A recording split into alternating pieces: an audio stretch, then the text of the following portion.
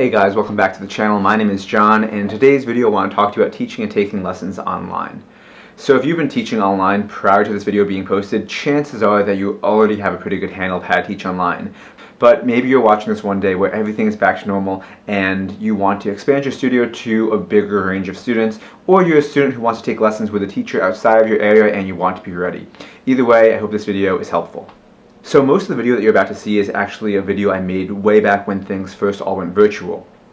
And I made this video because even before everything closed down, I was teaching and taking lessons online probably for the last 5 years or so on and off.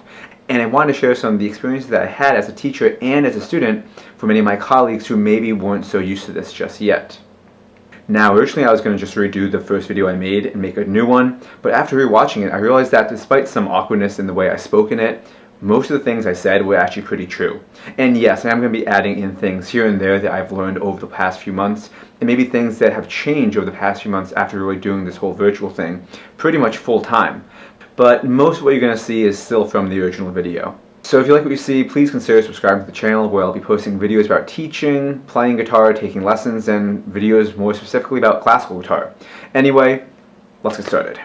Everything that you do in a normal lesson can be done online if adapted correctly. For the students, this might mean using the record feature in Skype to rewatch parts of the lesson during the week. And for teachers, this might mean a little extra work by creating photos, documents, and recordings to send to the students before and after each lesson. There are a few difficulties, one of the big ones being playing together. This is because of the delay that's found in most video chatting programs. But a solution to this that I have found is having the student play along with me and I mute the student. That way the student can follow me and I'm not distracted by the delay. Of course, there are still parts that are easier in person, such as demonstrating new techniques and keeping younger students engaged during the lesson through games and activities. But depending on the ability and the level of the student, as well as the creativity of the teacher, all these things can be done online as well. So this one's more for teaching younger students and when you're trying to have them play along with you.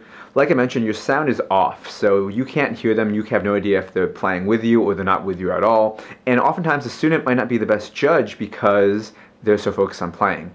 For this reason, I would highly recommend to have a parent or someone else in the lesson, even for a few minutes, just to be a quick judge of how well they're playing or not playing with you. Obviously, yes, this means more work for the parent, but if the parent wants their child to be successful, I'm sure they can give up 5 minutes to sneak into the lesson just to check on one or two things. The basic equipment that you will need will obviously be a laptop or desktop computer with a built-in microphone and webcam. The larger the screen, the better, and for this reason I would recommend to not use your cell phone, as oftentimes with the smaller screen it's hard to notice small details in each other's playing. The next thing I want to talk about is the lighting. Of course, you don't need to go out and buy any fancy lights. Most lights that you have at home should work fine. It's all about the type of bulb you have in the light, as well as the placement of them. Okay, so the first thing I want to add in is the kind of bulbs that you want to get.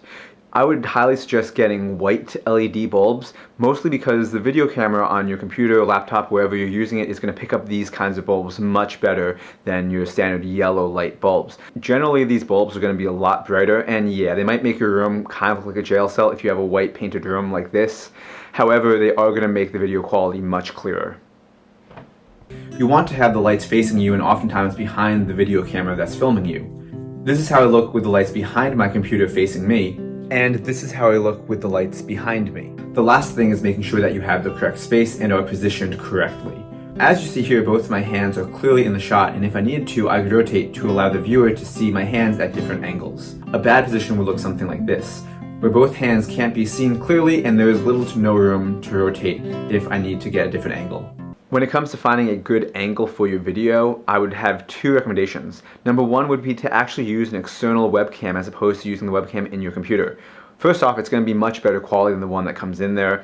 Companies like Logitech make great ones for around $100 to $200 or so, and anything probably is going to be better than what comes built in on your computer, laptop, or tablet, or even your phone. The reason why you want to use this is so that way you can move it around much more easily than you can move around a computer. You can get angles that you normally couldn't get, such as clipping it to the headstock of your guitar or clipping it to a part of the desk to get a different angle for a different hand position. Now, if you can't get this, I would highly recommend using a tripod of some kind with a phone adapter, so that way you can put your phone on there to get angles that are either above you, beside you, underneath you, whatever angle you think the student needs to see in order to properly understand the technique that you're trying to show them.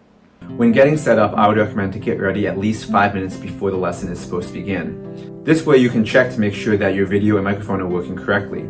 For teachers, you want to have a clean and organized background. You don't want a bunch of personal items scattered around like this. For many of you, you might have to use your bedroom as your teaching studio, which is totally fine, but remember, it is a teaching studio and you have to make it look as professional as possible. For teachers, I would recommend to have an external microphone. Even one that connects via USB is going to be much better than what comes built in on a laptop or desktop computer. So I know that I just said having an external microphone is recommended. At this point, I would honestly say it's pretty much a mandatory thing that you want to have. Without it, your audio is going to be much less clear. You're going to hear later in the video me giving examples of with the built-in microphone and with the external one. And hopefully from that you'll hear you really need to use an external microphone, even a USB mic. They're not that much and they will make your sound way better.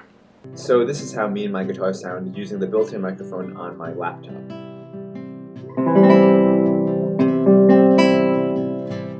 And this is how we sound when using an external microphone plugged into my audio interface.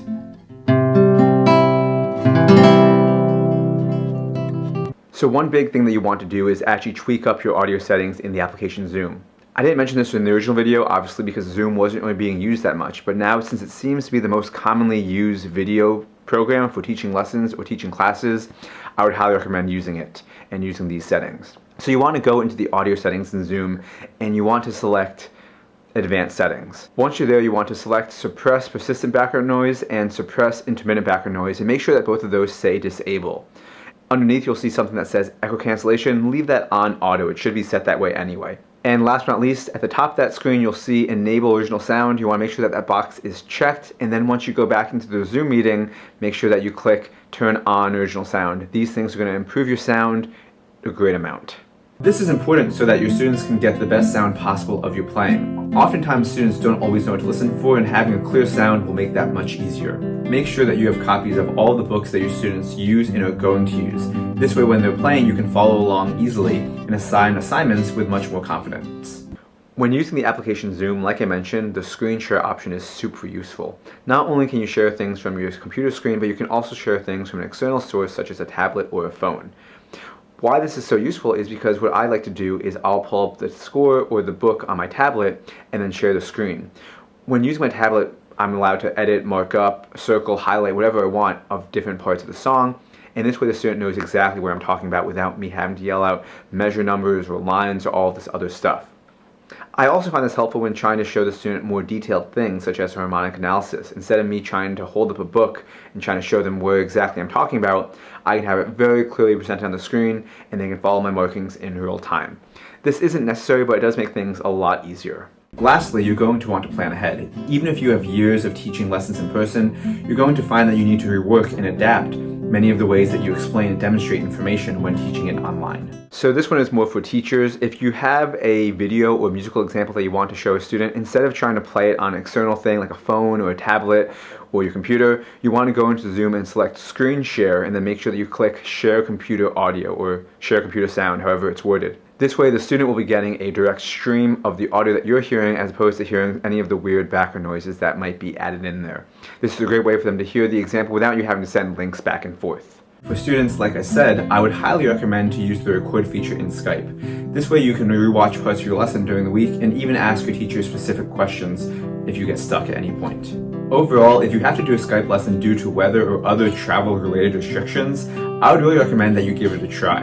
For many teachers, teaching is their main and sometimes only source of income. And although the lessons can be made up at a later point, many times, depending on the teacher's schedule, this is not always practical. Thank you so much for watching, and please subscribe and like this video if you found it helpful. Also, if you have any questions or comments, feel free to leave them in the comments section below. See you soon.